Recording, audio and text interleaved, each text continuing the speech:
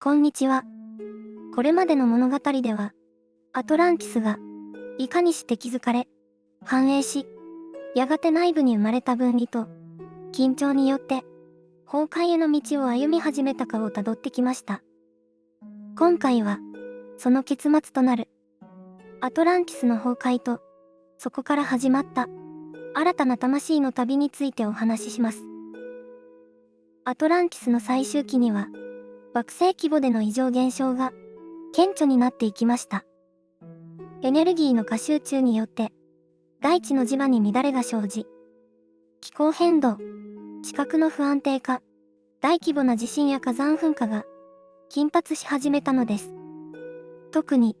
ポセイドニスを中心とするエネルギー中枢地域では、巨大なクリスタル装置の暴走による振動が蓄積され、地球の深層構造にまで影響を及ぼすようになっていました。当時の神殿評議会では、再三にわたり、クリスタル施設の停止と、エネルギー分散の提案が出されていました。しかし、技術派の指導者たちは、これを受け入れず、さらなるエネルギー集中と空間操作を進めようと試みました。彼らは、地球を超えた、外宇宙への通路を開くことを目的としており、そのためのエネルギー圧縮を止めることはありませんでした。その結果、ある日を境に、臨界点を超えたエネルギーが制御不能となり、大規模な爆発的振動を引き起こします。都市の地下構造が崩壊し、地殻変動が連鎖的に発生、津波、地割れ、火山の噴出が続き、大陸の大部分が海中へと沈んでいきました。崩壊の直前、多くの神官や巫女たちは、これを予見しており、あらかじめ退避の準備を進めていました。知識の記録や、推奨ライブラリ、精神的な技術は、後の文明へと引き継がれる用封印、転送され、一部は地下や他地域に移されました。魂の一部は、アトランティス崩壊とともに、肉体を失い、次元間の移動を余儀なくされました。また、地球上の他地域、現在のエジプト、アンデス、インド、チベットなどに分散し、新たな文明の史として転生する道を選びました。こうして、アトランティスの英知は、表層的には失われながらも、地下に、記憶に、DNA の奥深くに刻まれていくこととなったのです。エジプト文明では、神殿構造や音響技術に、その痕跡が見られ、マヤ文明には、天体観測や暦の知識が引き継がれました。また、レムリアの系譜を残す一部の魂たちは、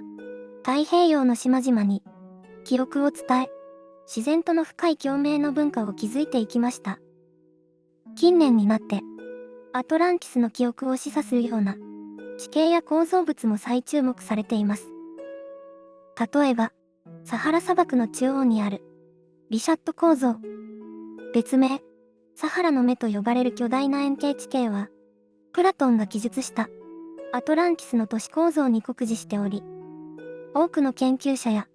直感的な探求者の関心を集めています。また、キューバ沖やアゾレス諸島周辺の海底でも、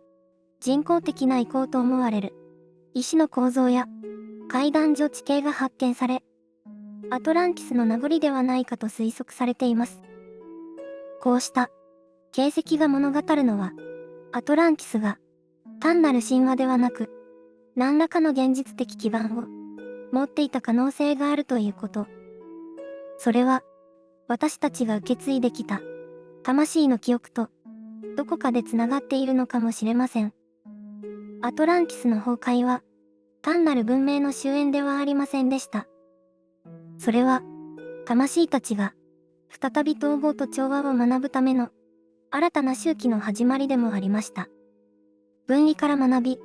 支配から自由へ、争いから競争へと、意識を変容させていくための長い旅が、そこから再び始まったのです。そして現在、私たちが、この物語に惹かれる理由の一つには、こうした記憶が、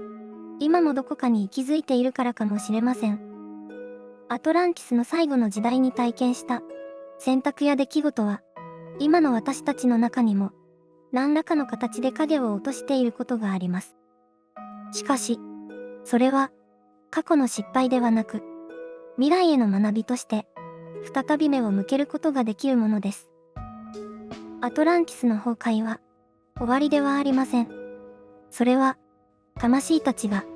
より深く真の調和へと進むための一つの転換点でした。これまで、4回にわたりお届けしてきた、アトランティスの物語、いかがだったでしょうか。私自身、このシリーズをお話ししながら、何度も胸が詰まるような場面がありました。かつて私たちが経験したであろう、栄光と崩壊、そして、その中で選ばれた無数の決断たち。それらは、フィクションのようでありながら、どこかで確かに知っているという感覚がありました。アトランティスは、ただ過去の神話的な存在ではなく、人間の本質、可能性と限界、愛と恐れのすべてが、交差した場所だったのだと感じています。そして今、こうしてその記憶に触れることができるというのは、私たちが、